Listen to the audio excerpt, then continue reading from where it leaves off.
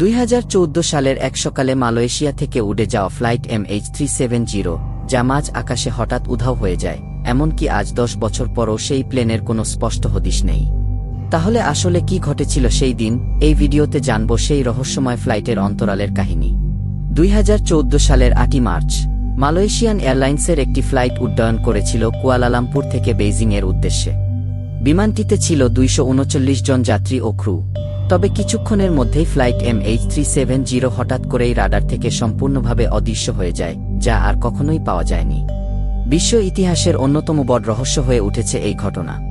অনুসন্ধানকারীরা সমুদ্রে তন্ন তন্ন করে খুঁজেছে, কৃত্রিম উপগ্রহ থেকে বিশ্লেষণ করা হয়েছে ট্র্যাকিং ডেটা, কিন্তু এখন পর্যন্ত নেই কোনো নির্দিষ্ট উত্তর।